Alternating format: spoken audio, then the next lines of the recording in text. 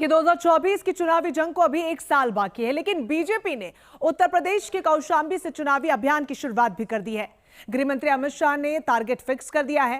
नया नारा है, अब की बार 300 पार। तो वहीं योगी आदित्यनाथ ने ठाना है यूपी के 80 सीटों पर बीजेपी को जिताना है और इस लक्ष्य के लिए बीजेपी अपने कोर वोटर के साथ साथ यूपी के दलितों और मुस्लिमों को साधने में भी जुट गई है। कौशांबी में कार्यक्रम उसी मिशन के लिए पहला कदम था।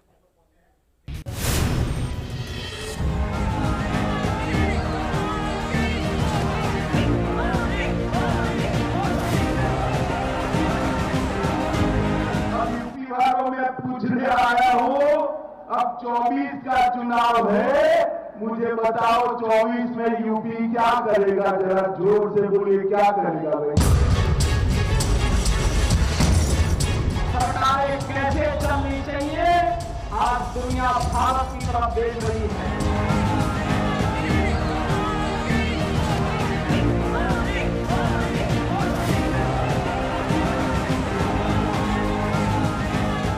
सोनिया जी हो, राहुल जी हो, कोई भी हो, मोदी जी को गाली गलौज किया है। जनता ने एक गालियों के कीचड़ के अंदर कमर को और मजबूत कर दिलाया है। और ये कहते हैं लोकतंत्र खतरे में है। भैया, लोकतंत्र खतरे में नहीं है, आपका परिवार खतरे में है। आइडिया ऑफ डायनेस्टी, आपका परिवारवाद की राजनीति खतरे में है।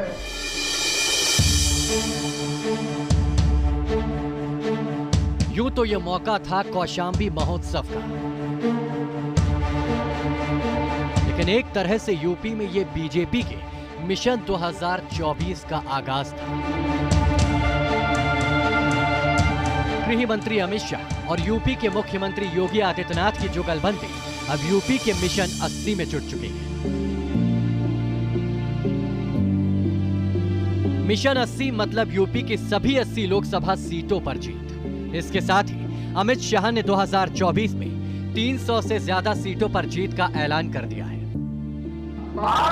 फिर से एक बार 300 से पार सीटों से मोदी जी की सरकार बनने जा रही है। जनता ने एक गालियों के कीचड़ के अंदर कमर को और मजबूत कर दिलाया है। और बीजेपी की नजर यूपी में लोकसभा की 80 सीटों पर है कि यूपी का जीत का मतलब है दिल्ली का किला फतेह।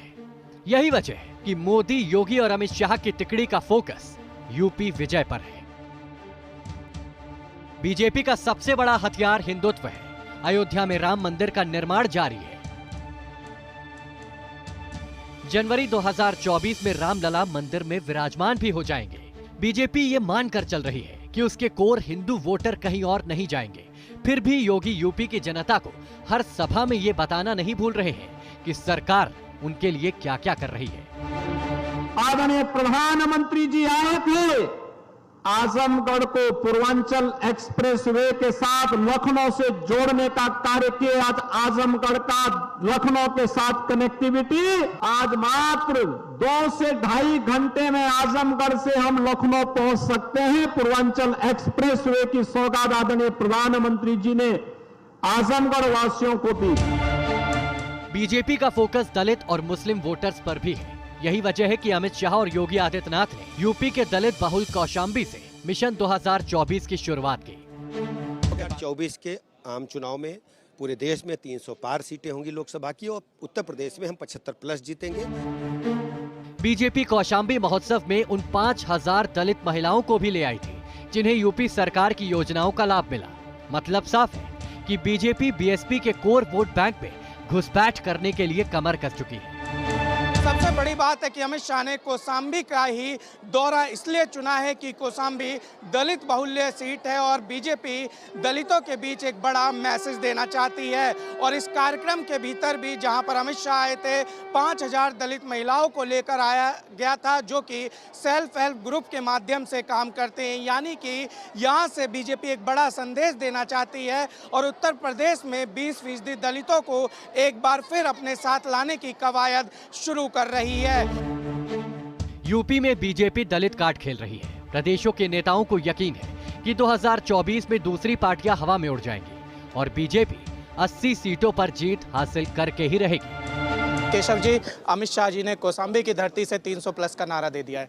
नहीं, बहुत बड़ा एक तरह से नारा भी है और एक कार्यकर्ता को एक संदेश भी है कि अब डट जाओ चुनाव के मैदान में और 2023 के नगर निकाय और 2024 के लोकसभा में कमल खिला दो। और सब कार्यकर्ता एकदम कमर कस करके यहाँ से जा रहे हैं, एक विश्वास लेकर के जा रहे हैं।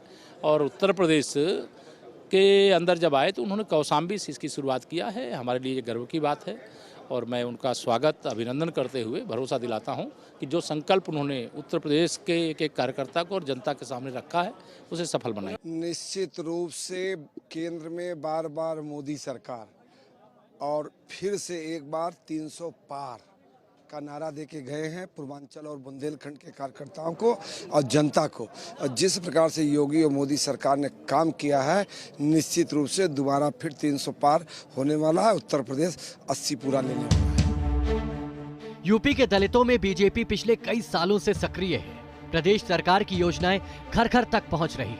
न्यूज नेशन लखनऊ की एक दलित बस्ती में पहुंचा और दलितों के बीच बीजेपी की लोकप्रियता का टेस्ट भी किया। सब कुछ मिल रहा है जी, सब कुछ मिल रहा है। जैसे में क्या वहाँ प्रधानमंत्री वाला दवा वाला बना है और राशन मिल रहा है, सब कुछ मिल रहा है। इसके अंदर ना तो जात पात है, ना छोटा ना बड़ा है। जो करती है तो सबको एक समान करती है। अब वो बात अलग की है, हम वहाँ तक नहीं पहुँच रहे हैं, इसका लाभ नहीं पा रहे हैं।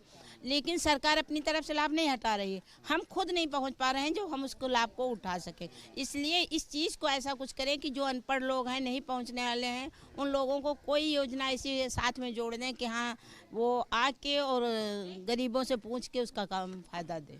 जब से मोदी योगी सरकार बनी है तब से गुंडा राज तो खत्म हो गया है।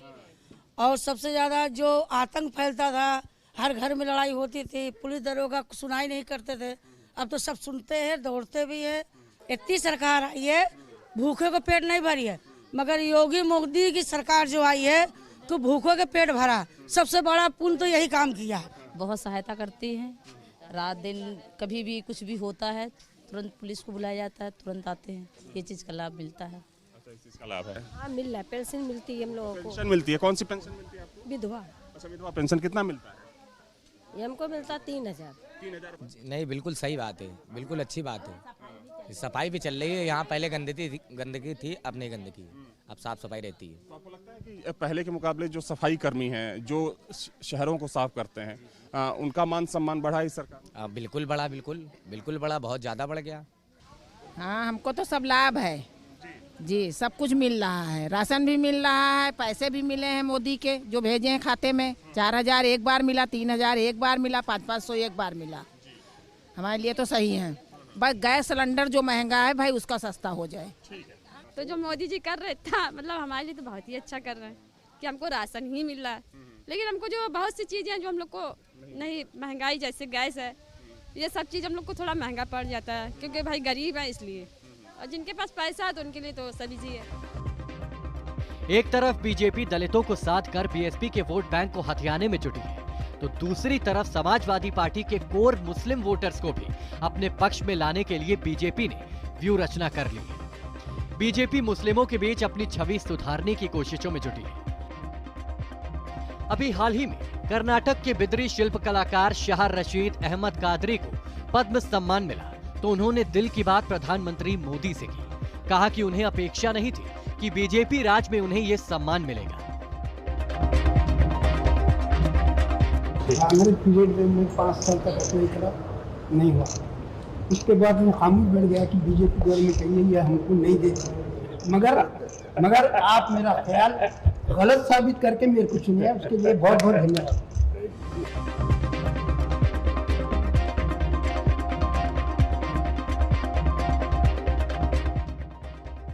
बीजेपी ने मुस्लिमों को अपने पक्ष में लाने की कवायद शुरू कर दी है। बीजेपी का फोकस मुस्लिमों में 80% पसमानदा मुसलमानों पर है। बीजेपी का अल्पसंख्यक मोर्चा देश भर में मुस्लिमों के साथ जनसंपर्क अभियान में जुटा है। पार्टी मुस्लिम बहुल लोकसभा सीटों पर मोदी मित्र बनाने की मुहिम चला रही है। बीजेपी ने हाल ही में अलीगढ़ मुस्लिम यूनिवर्सिटी के वाइस चांसलर तारिक मंसूर को एमएलसी मनोनीत किया है। इसे भी बीजेपी की मुस्लिमों से जुड़ने की कोशिश के तौर पर देखा जा रहा है। यूपी में बीजेपी के 4 मुस्लिम एमएलसी हैं। आने वाले नगर निकाय चुनाव में भी बीजेपी कुछ मुस्लिम प्रत्याशियों को टिकट दे सकती है। तो चुनाव में जीत के रथ पर सवार होने के लिए बीजेपी तमाम तैयारियां कर रही है, लेकिन ये तैयारियां रंग कितना लाती है, ये आने वाला समय बताएगा। एक बहुत छोटे से ब्रेक के लिए यहाँ पर रुक रहा है।